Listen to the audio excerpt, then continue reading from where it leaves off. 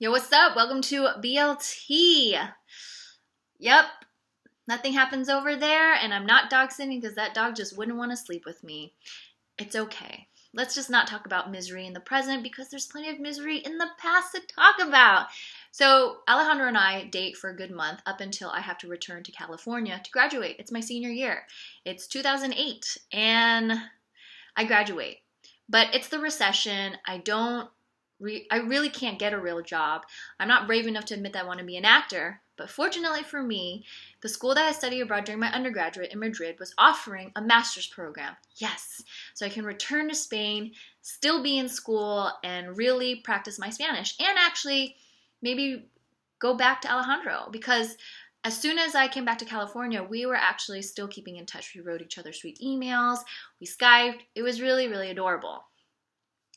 But when I graduated in June 2008, and my master's wasn't happening until September 2008, that summer I went on a Catholic church retreat. And guess who? Guess who rears his ugly head back into my life? The first. And he's still with Teresa. But the thing is, he's the first. And at that time, I still had a place in my heart for him. Every time he was in the room, I knew where he was in the room. But I didn't talk to him, because it still hurt, and he was still with her. But I'm at a Catholic church retreat, and I'm still a fucking idiot, because guess what? What do I decide to do? I forgive him. Start talking, feelings kind of come up, and we start to rekindle what we used to have. I mean, shit's not going well with Teresa. Maybe we can pick up where we last left off. Me and him totally hook up, and he totally cheats on her with me. To be honest, it felt awesome. I was a mistress, and I didn't give a fuck, because it was an in-your-face, you take that, Teresa. He cheated on you with me. So, haha! Breaks up with her, and me and him rekindle. But I'm about to go to Spain, and I'm about to see Alejandro. So I wrote Alejandro an email saying, hey, I've actually rekindled things with my ex-boyfriend. We can't pick up where we last left off, but can we be friends? Alejandro is super, super cool, right? No. And there's one night where we're all hanging out. We're hanging out with like a bunch of like mutual friends.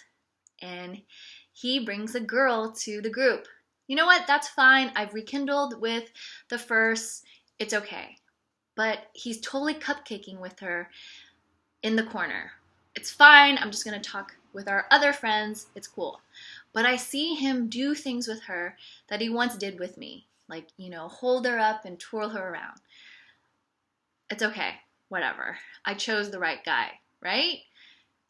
That night, we've been partying. It's super late. All the public transportation have closed. I got to stay where I got this little pueblo, right? And this is 2 hours away from where I was living. It's okay. We can all stay at this friend's house. Everybody had already left home except for, so it's just me, Alejandro, his girl, and our friend. We go to our friend's house. He goes to sleep. So the only people in the living room is me, Alejandro, and his girl. And I really don't want to see them cupcaking. So there's a little cot for me. I lay down and I try to sleep. But as soon as the lights go off, and I knew this was going to happen, I hear clothes being thrown onto the floor. And I'm moving about, hey, maybe there's a chance that T is still awake. And so they stop for like a minute, and then they continue. And you hear the creak of the bed, and you hear her kind of give out a little moan, and I just can't take it. I can't, because I know they're having sex with me in the room. I yell out in the night in Spanish, I can't sleep. I haven't been able to sleep. If you want me to leave, I'll leave.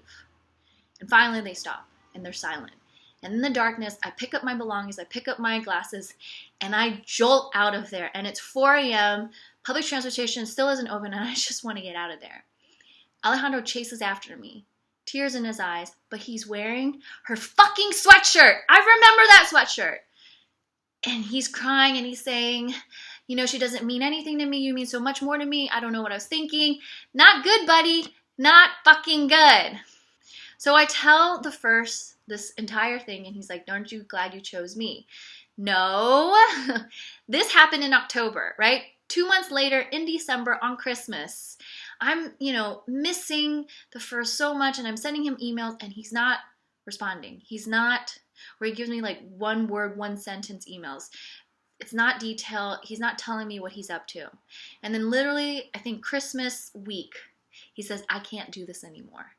In an email.